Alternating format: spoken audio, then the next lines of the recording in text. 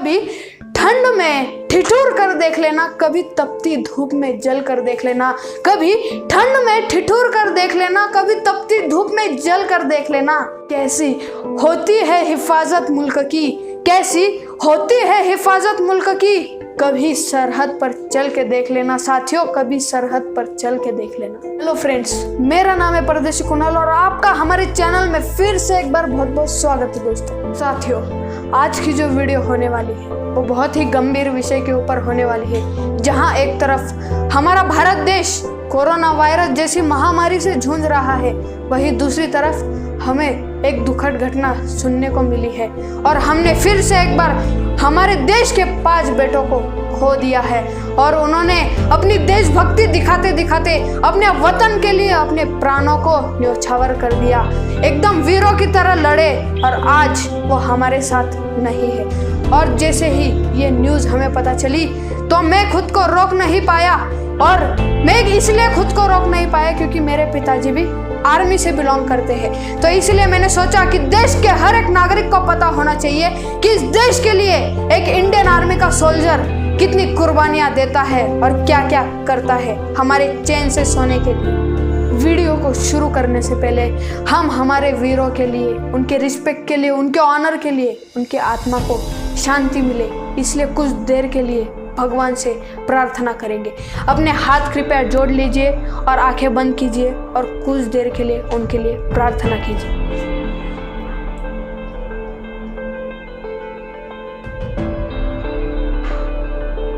अभी हाल ही में शनिवार को जम्मू एंड कश्मीर के हंदवाड़ा में सर्च ऑपरेशन जारी इनकाउंटर में 21 राष्ट्रीय राइफल के एक कर्नल, एक मेजर, 2 जवान और उसी के साथ साथ एक पुलिस सब इंस्पेक्टर शहीद हुए।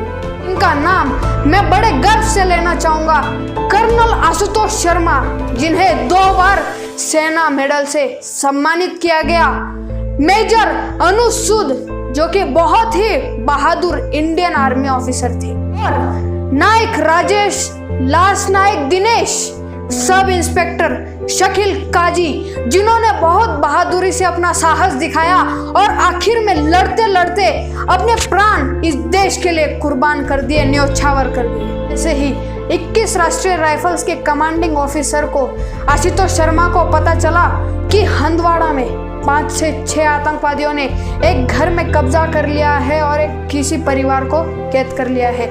जैसे ही उन्हें यह खबर पता चली तो तुरंत राष्ट्रीय राइफल की सेना उस जगह पर पहुंची और एनकाउंटर करना स्टार्ट कर दिया।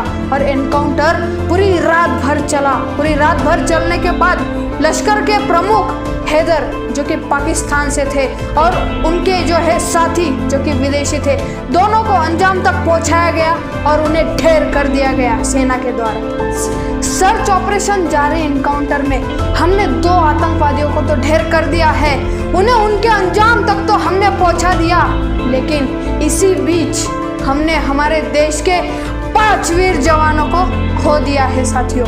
अभी इनकी शहादत में मैं आपको कुछ पंक्तियां सुनाना चाहूँगा साथियों, कुछ पंक्तियां सुनाना चाहूँगा। मैं दुश्मन से नहीं डरता, मैं भारत का जवान हूँ।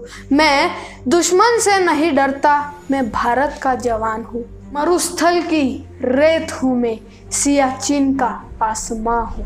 मैं दुश्मन से नहीं डरता, मैं भारत का जवान हूँ। मैं जून में जलती रेत पे लेटे कहता हूँ सर्दी आज कम है, कहता हूँ सर्दी आज कम है। दिसंबर की ठंड पी के कहता हूँ गर्मी का मौसम है।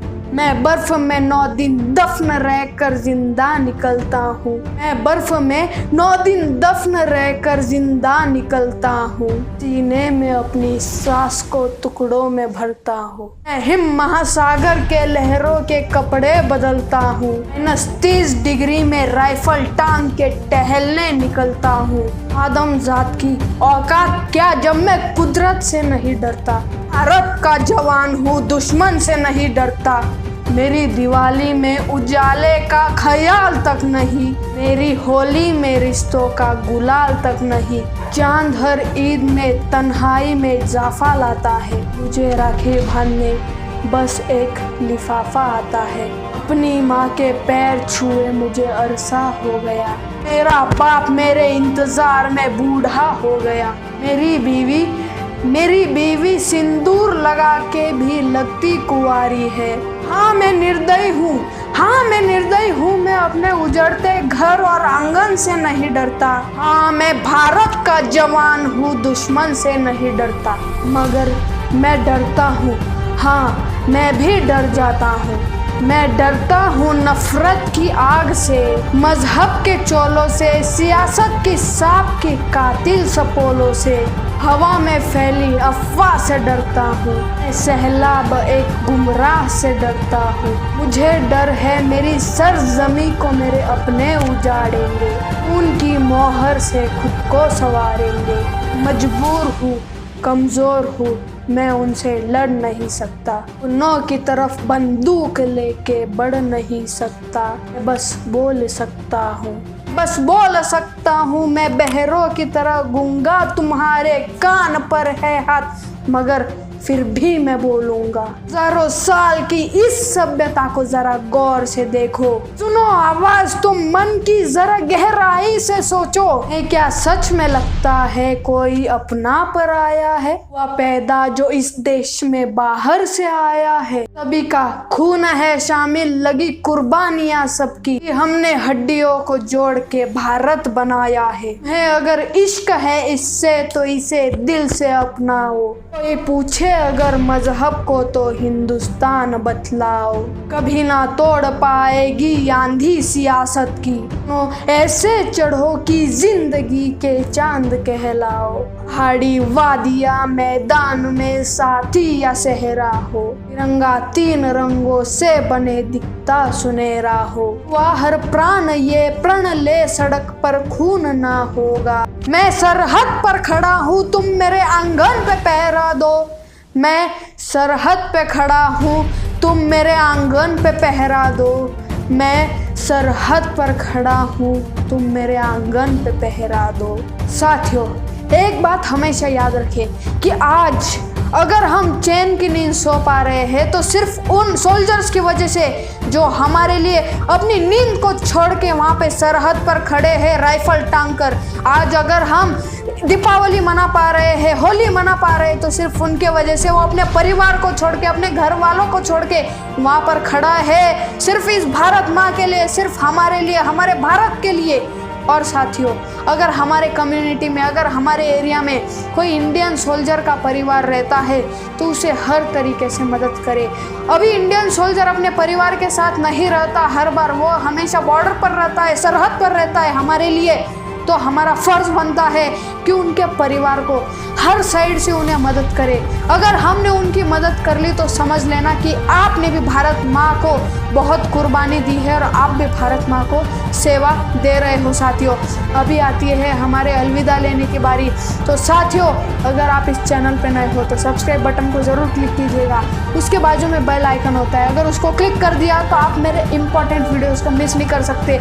तो इसलिए आपने बेल आइकन को भी क्लिक करना है। साइड में मेरा कॉन्टैक्ट नंबर दिया, आप कभी भी कॉन्टैक्ट कर सकते हो। नीचे मेरा मेल आईडी दिया, आप कभी भी मेल कर सकते हो।